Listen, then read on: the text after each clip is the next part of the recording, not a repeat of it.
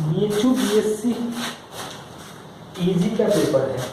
पहला सवाल जो दिया गया है वो दिया है -a² AB AC BA -b² BC AC BC -c², और इसका ऑप्शन जो दिया है 4ABC A² B² C², 4A² B² C² और ABC। तो हम लोग ऐसा करें, इसका मान आसानी से मिल जाए तो सॉल्व करना तो आसान है, लेकिन हम जो बताना चाह रहे हैं कि ऐसा वैल्यू पुट कर दिया जाए कि ऑप्शन अलग अलग हो जाए। मतलब ए बी को 1 मान लें और सी को 3 कर दें। 2 इसलिए नहीं कर रहे हैं, यदि 2 करेंगे तो ये 4 हो जाएगा, ये 2 करेंगे तो ये 2 होगा, ये 8 होगा, ये 4 होगा और ये 16। ठीक है, सी को 2 कर दें, कोई प्रॉब्लम नहीं है। मतलब ऑप्शन जो होना चाहिए वो में आना चाहिए 8 4 16 और 2। अब किस ऑप्शन रखें तो क्या आएगा? -1 1 2 1 -1 BC यानी 2 AC यानी 2 BC यानी कि 2 और -4। इसका डिटर्मिनेंट निकालेंगे तो क्या होगा? तो पहले जोड़ देना 0 0 4 -1 -1 2 2 2 -4, मतलब 4 के रेस्पेक्ट में 2 + 2 यानी कि 16 आ रहा है। तो ये आंसर है। ये कहाँ से आया है इस चीज़ का हम लोग ध्यान रखेंगे। जरूरी नहीं है कि पूरा लंबा कॉमन करके सॉल्व करें, और ये बाकी क्वेश्चन में बड़ा आसानी से फिट होता है और इसका यूज है। लोगों की शिकायत की कि मैं कैसे लिख रहा हूँ। अगला क्वेश्चन दिया गया है, ये जो है वो 3rd ऑर्डर का मैट्रिक्स है और इसका डिटर्मिनेंट जो है वो 4 है। तो A इनवर्स का डिटर्मिनेंट क्या होगा? तो 1/A का डिटर्मिनेंट यानी 1/4 हो जाएगा। क्वेश्चन नंबर नेक्स्ट में A दिया गया है 1 2 3 और B दिया गया है XY। पूछा गया है कि A से B में कुल संबंध, total number of relation from A to B। तो टोटल नंबर ऑफ रिलेशंस का फॉर्मूला होता है 2m है। m नंबर ऑफ एलिमेंट होते हैं, मतलब 2 का पावर 3 × 2 यानी कि 2 पावर 6 आ जाएगा हमें 64।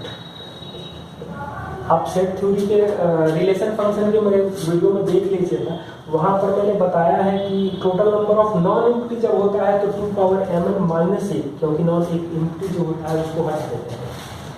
Question number cot tan 75 + cot 75, इसका मान क्या होगा? ये तो 2 + √3 होता है, 2 - √3 होता है, दोनों को जोड़ देंगे 4। सॉल्व भी कर सकते थे, लेकिन सॉल्व करने से लंबा ही होगा। आप वैल्यू याद रखो, इसको याद नहीं करते।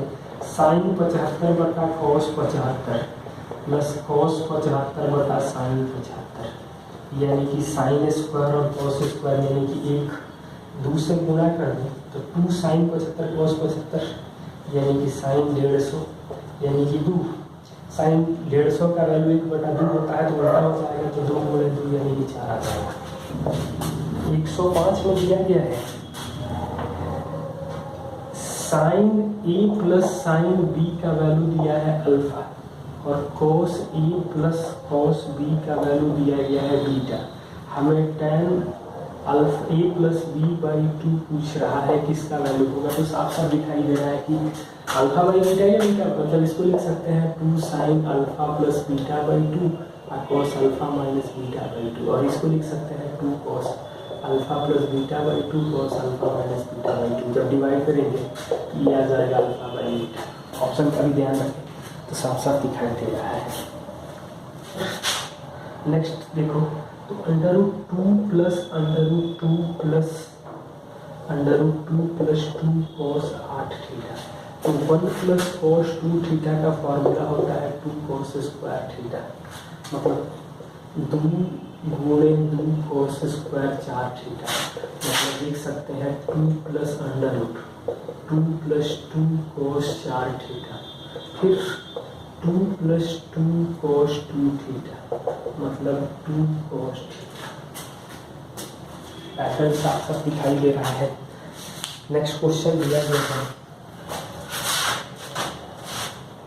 1 प्लस आई अपॉन 1 माइनस आई का पावर n का वास्तविक मान होने के लिए n का मान कम से कम क्या होगा, मतलब इसको रेशनलाइज करेंगे तो 1 प्लस आई 1 माइनस आई 1 माइनस आई 1 सॉरी 1 प्लस आई और 1 प्लस आई का पावर n, मतलब 1 प्लस 2 आई प्लस आई स्क्वायर 1 माइनस आई स्क्वायर 1 माइनस आई स्क्वायर का मतलब 2 होगा, ये तो 0 हो जाएगा, मतलब आई का पावर n, मतलब n का मान 2 आ जाए तो कोई ना कोई वास्तविक संख्या मिल जाएगी -1, और यही पूछा जाता पॉजिटिव के लिए तो n का मान कम से कम 4 होना पड़ेगा। नेक्स्ट क्वेश्चन दिया गया है x square plus x plus 1 बराबर 0 के मूल अल्फा बीटा है, तो alpha square plus beta square क्या होगा, तो ऐसे भी देख सकते हैं अल्फा प्लस बीटा -1 आएगा और अल्फा बीटा जो आ जाएगा वो 1, तो alpha square plus beta square plus 2 into 1 बराबर 1 यानी -1 आ जाएगा, या ये ओमेगा इसको सेटिस्फाइड करेगा, ओमेगा प्लस ओमेगा स्क्वायर का वैल्यू -1 होता है, ये याद रखेंगे तो हम लोगों के लिए ज़्यादा फायदेमंद होगा। 3 व्यक्ति एक रेल के डिब्बे में प्रवेश करते हैं, डिब्बों में 5 सीटें खाली हैं, तो कितने तरीके से बैठ सकते हैं, 5 सीटें खाली हैं, 3 लोगों को बैठना है, तो पहला व्यक्ति कहीं भी जाके बैठ सकता है, तो उसके लिए 5 ऑप्शन है, दूसरे के लिए 4, तीसरे के लिए 3, यानी कि टोटल 7 तरीके हो सकते हैं। ये क्वेश्चन दिया है 1 स्क्वायर 3 स्क्वायर 5 स्क्वायर, इस तरह से n पदों का योग क्या होगा, और ऑप्शन जो दिया है n into n plus 1/2 n into 2n minus 1 2n plus 1/3 n plus 1 2n plus 1 का होल स्क्वायर बाई 3 और 2n प्लस 1 का होल क्यूब बाई 3, इसका मान क्या होगा। तो यहाँ एक तो तरीका ये है कि सारे सम करके इवन नंबर घटा के कर लेते, लेकिन उतना हम लोगों को सोचने की जरूरत नहीं है। सबसे आसान काम ये है कि n का वैल्यू हम लोग 2 पुट करें, 2 पुट करेंगे मतलब 2 पर, तो 1 स्क्वायर और 3 स्क्वायर मतलब 10 आ जाएगा। 2 कहाँ रखेंगे, तो 2 गुणे 3/2 नहीं आ रहा है, 2 गुणे 3 गुणे 5/3 यानी कि 10 आ रहा है, यानी कि यही आंसर हो जाएगा। बाकी और देख लो, 2 5/3 मतलब नहीं है, 5/3 5³ कहीं 10 नहीं आ रहा है, यानी यही आंसर हो जाएगा। पिछले भी वीडियो में कुछ लोगों की समस्या थी कि मैं कैसे लिख दे रहा हूँ, तो आप पुट करके देखो, ज़्यादा बेहतर रिजल्ट मिलेगा और जल्दी होगा। और फाइनली आपको जल्दी करना है, आपको आता है क्वेश्चन नहीं आता है इससे कोई मतलब नहीं है, आप गलत तरीके से भी सही करना जानते हो तभी आपसे कंपटीशन पास होगी। आगे और कुछ नहीं कहना है मुझे। Limit extends to π/4 x minus cos x sine x minus cos x upon x minus π/4, तो डिफ्रेंशिएट कर दें, तो cos x plus sine x by 1 π/4 put करेंगे तो 1/√2 और 1/√2 यानी कि √2 आ जाएगा।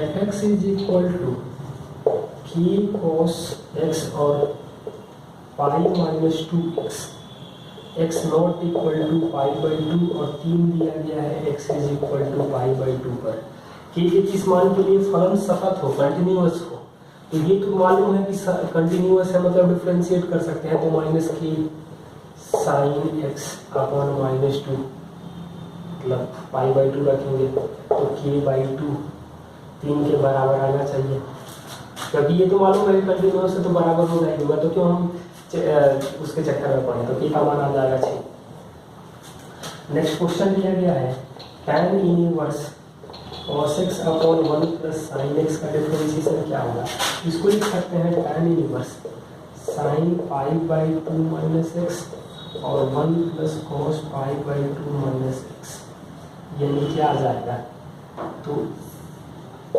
Sign a upon 1 plus cos a को लिख सकते हैं 2 साइन a/2 कॉस a/2 और 2 cos square a/2, 2 cancel cos cancel यानी tan a/2, मतलब ये आ जाएगा π/4 माइनस x/2।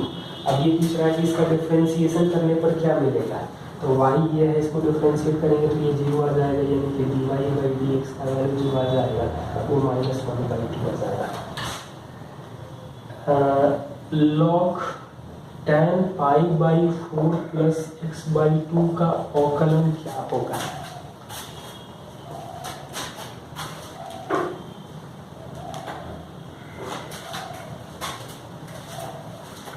तो इसको हम लोग लिख सकते हैं, डिफ्रेंशिएट करेंगे तो 1/tan π/4 plus x/2 into sec square π/4 plus x/2 into 1/2।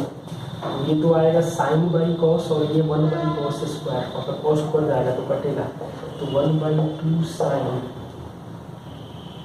π/4 plus x/2 और cos π/4 प्लस x/2, यानी कि 1 साइन π/2 प्लस x। तो ये तो आ जाएगा, साफ साफ दिख रहा है, साइन 90 प्लस थीटा यानी कि cos थीटा, मतलब सेक x आ जाएगा। नेक्स्ट क्वेश्चन दिया गया है, एक गोलाकार गुब्बारे का आयतन 25 सेंटीमीटर क्यूब पर सेकंड की गति से स्थिर गति से बढ़ रहा है, यानी कि dV/dt दिया गया है 25।